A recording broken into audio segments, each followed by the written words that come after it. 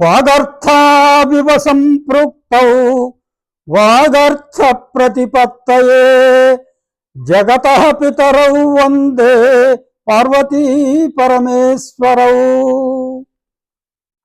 కుమార సంభవం మహాకవి కాళిదాసు చేత విరచితమైనటువంటి గొప్ప కావ్యం, పంచమహాకావ్యాలలో ఒకటి అన్నమాట. కుమారస్వామి జననాన్ని గురించి చెప్పేటటువంటిది కాబట్టి దీనికి కుమార సంభవము అని పేరు. దాని తర్వాత ఇప్పుడు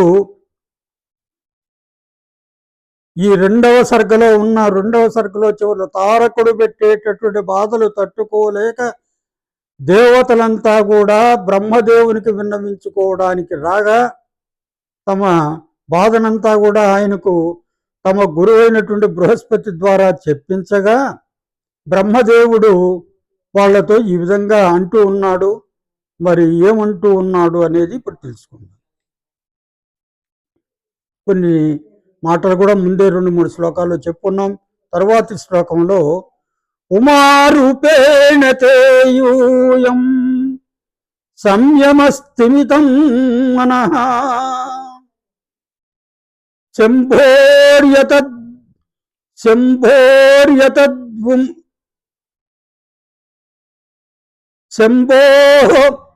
యతద్వమాక్రష్టం శంభోర్యతద్వం ఆక్రష్టం అయస్కాంతేన లోహవత్. శంభోః యతద్వం ఆక్రష్టం ఉమారూపేణ తే యూయం సంయమస్థిమితం మనః శంభోర్యతద్వం ఆక్రష్టం అయస్కాంతేన లోహవత్. ఏమంటున్నా అంటే తే యూయం, దేవతలైన మీరంతా కూడా సంయమ స్థిమితం మనః, మీ యొక్క మనస్సును సంయమ స్థిమితం అంటే సమాధి నిశ్చయమైనటువంటి శంభోః హరుని యొక్క మనస్సును ఉమారూపేణ పార్వతీదేవి సౌందర్యముచే అయస్కాంతము చేత లోహతు ఇనుమను లాగా ఆకృష్టం లాగుటకు యతద్వం ప్రయత్నింపుడు అంటూ ఉన్నాడన్నమాట. ఇక్కడ మంచి సంయమనం కలిగినటువంటి వాడు పరమశివుడు. ఆయన యొక్క మనస్సును ప్రక్కకు మళ్లించడం ఎవరికీ సాధ్యం కాదు. అలాంటి ఆ పరమశివుని యొక్క మనస్సు ఈ ఉమా రూపేణ అంటే ఉమారూపేణ అంటే పార్వతీ దేవి సౌందర్యం, రూపం అంటే ఇక్కడ సౌందర్యం, పార్వతీదేవి యొక్క సౌందర్యముచే ఆకర్షింపబడేటట్లుగా చెయ్యండి అంటూ ఉన్నాడు. మరి ఏ విధంగా అయస్కాంతము చేత సూదంటు రాతి చేత ఈ లోహవత్తు ఇనుమును, అయస్కాంతం ఇనుమును ఆకర్షిస్తుందో ఆ విధంగా ఆ పార్వతీదేవి యొక్క రూప సౌందర్యము చేత పరమశివుడిని ఆకర్షించేటట్లుగా చెయ్యండి అని అతడు చెప్తున్నాడు అన్నమాట. ఉమారూపేణ తే యూయం సంయమస్థిమితం మనః. తే యూయం, మీరంతా కూడా సంయమస్థిమితం అంటే బాగా సంయమనము పాటించడంలో సమాధి నిశ్చలమైనటువంటి అన్నమాట. ఎప్పుడు నిశ్చలమైనటువంటి తపస్సంపన్నుడు కదా ఆయన. అలాంటి శంభోః హరుని యొక్క, శివుని యొక్క మనస్సును ఉమారూపేణ పార్వతీదేవి యొక్క సౌందర్యముచే అంటే పార్వతీదేవి యొక్క సౌందర్యము అతనికి ఎదురుగా ఉండేటట్టుగా చేస్తే సౌందర్యానికి ఆకర్షితుడవుతాడు అని. ఏ విధంగా అయస్కాంతము చేత ఇనుము ఆకర్షింపబడుతుందో ఆ విధంగాను మీరు యతద్వం అంటూ ఉన్నాడు. శంభోః యతద్వం ఆకృష్టం ఆకర్షించడానికి యతద్వం ప్రయత్నించండి అంటూ ఉన్నాడన్నమాట. అయస్కాంతేనంటే మణి విశేషేణ అని. అయస్కాంతం అనేది ఏదైనా ఒక మణి విశేషం అన్నమాట. అది ఇనుమును బాగా ఆకర్షిస్తుంది ఆ విధంగాను అని.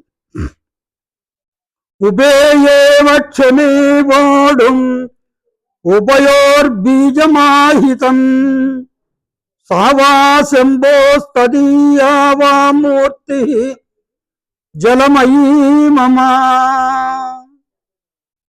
ఏమంటున్నాడు చూడండి, ఉభే ఏవ క్షమే ఓడం అంటూ ఉన్నాడు. ఉభయోహో బీజ సమాహితం, ఉభయోహో మా ఇరువురి యొక్క, అంటే ఆ పరమశివుని యొక్క, బ్రహ్మదేవుడైనటువంటి నా యొక్క ఆహితం ఉంచబడినటువంటి బీజం తేజస్సును, అంటే ఇక్కడ సృష్టిని చేసేటటువంటి వాడు పరబ్రహ్మ. దాని తర్వాత ఈ శివుడు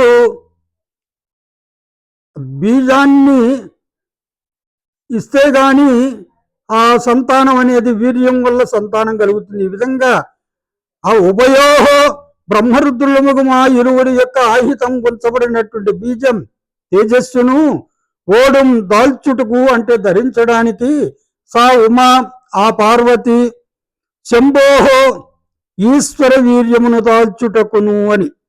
పార్వతీదేవి ఆ శివుని యొక్క వీర్యాన్ని దాల్చడానికి ఉపయోగపడుతుంది. తదీయా ఆ అష్టమూర్తి అయినటువంటి అన్నమాట, ఆ శివుడు అష్టమూర్తి అన్నమాట. ఇది అన్ని 8 రూపాలు కలిగిన వాడు ఆ శివుడు.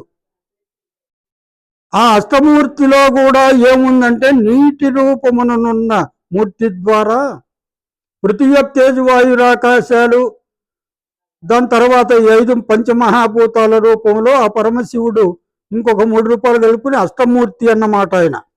ఆ అష్టమూర్తిలో ఒక రూపం ఏది అంటే నీరు అన్నమాట.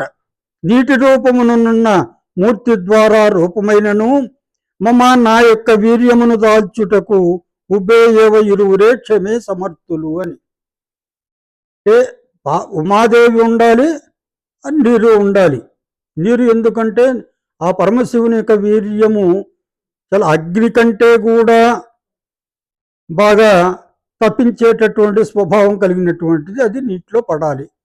ఆ నీరు కూడా ఏమిటి, ఆ శివుని యొక్క అష్టమూర్తులలో ఒకటి. మరి ఆ శివుని నుండి వీర్యం రావాలి అంటే ఉమాదేవి యొక్క రూప సౌందర్యం అవసరం అన్నమాట. ఈ విధంగా వాళ్ళిద్దరూ ఉమాదేవి ఆ నీరు సమర్థులు అని చెప్పడం. ఇక్కడ ఒక భావం ఏమిటంటే బ్రహ్మదేవుడు ఏమిటి, మా ఇరువురి యొక్క వీర్యములు ధరించుటకు ఇరువురు సమర్థులు అంటూ ఉన్నాడు. హరవీర్యమును ధరించుటకు ఉమా, నా వీర్యమును ధరించుటకు ఈశ్వరుని అష్టమూర్తులలో ఒక మూర్తి యొక్క జలమును, ఈ 2 సమర్థములైనవనుట అని చెప్తున్నాడు అన్నమాట. వీర్యోత్పత్తికి కారణభూతురాలు ఉమ, వీర్యాన్ని భరించగలిగేటటువంటి శివుని యొక్క అష్టమూర్తుల్లో ఒకటైనటువంటి జలం, ఈ 2 సమర్థనీయములు. మరి సృష్టి చేసేటటువంటి వాని యొక్క సంకల్పం, బ్రహ్మదేవుని యొక్క సంకల్పం ఆ విధంగా ఉన్నది అని. తస్యాత్మా శితికంఠస్య సైనాపత్యముపేత్యవః మోక్షతే సురబంధీనాం వేణీర్వేర్య విభూతిభిః. తస్యాత్మా శితికంఠస్య అంటున్నాడు. తస్య శితికంఠస్య ఆత్మ. శితికంఠుడు అంటే ఏంటంటే విషకంఠుడు అన్నమాట. కరళకంఠుడు కదా శివుడు. ఆ శితికంఠస్య ఆత్మ అంటే పుత్రుడు అని అర్థం. వహ సైనాపత్యముపేత్య, వహ అంటే దేవతలైనటువంటి మీ యొక్క సైనాపత్యం, అంటే సేనకు అధిపతిగా ఉపేత్య పొంది, మోక్షతే సురబంధీనాం వేణీర్ వీర్య విభూతిభిః అంటున్నాడు. ఆ సురబంధీనాం వేణీహి, ఆ దేవతల యొక్క ఆ జడలను సంస్కారవంతములుగా చేయడము అన్నమాట. విప్పగలడు అని అంటే రాక్షసుని యొక్క బాధలకు తట్టుకోలేక దేవతలు ఇబ్బందులు పడుతూ కూడా చెరసాలలో బందీలుగా ఉంటే అతని యొక్క వాళ్ళ యొక్క భార్యలు కేసు సంస్కారం లేకుండా ఉన్నారు. ఇప్పుడు ఆ ఆ శివుని యొక్క కుమారుడు మీకు అంటే దేవతలైనటువంటి మీకు సేనాపతి అయి సురబందీనాం విభూతిభి, విభూతిభి అంటే దేవతల యొక్క సురబందీనాం వాళ్ళ యొక్క శౌర్య సంపదల చేత సురబంధన శౌర్యము సంపదలు అన్నీ కూడా బందీలుగా ఉన్నారు. అదేవిధంగా దేవతల స్త్రీలంతా కూడా చెరబట్టబడి ఉన్నారు.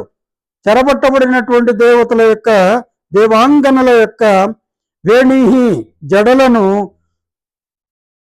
సంస్కారం కలిగినటువంటి వాటిగా విప్పగలడు, మోక్షతే విప్పగలడు అంటే ఆ సంస్కారం ఆ జడలంతా కూడా కేసు సంస్కారం లేకుండా ఉన్నారు, సంస్కారవంతులు అవుతారు. అంటే ఏమిటంటే దేవతలంతా కూడా మరలా మీ స్థానాలకు వెళతారు, మీ భార్యలంతా కూడా మీ దగ్గరకు వస్తారు అని బ్రహ్మదేవుడు చెప్పాడన్నమాట.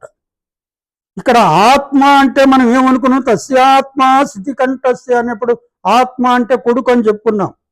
మనకు వేదం ఏం చెప్తుందంటే ఆత్మ వై పుత్రనామాసి అతి శృతి చెప్తుందన్నమాట.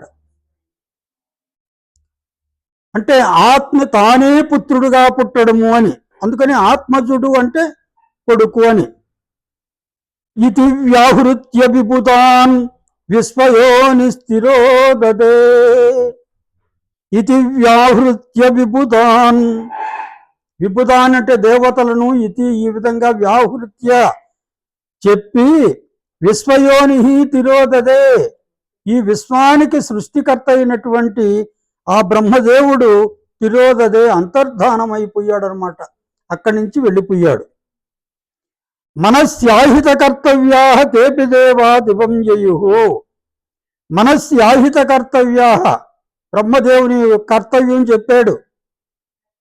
శివుడు ఉమ వాళ్ళిద్దరూ ఒకటై పరస్పరం ఆకర్షించుకునేటట్టుగా మీరు చేయాలి.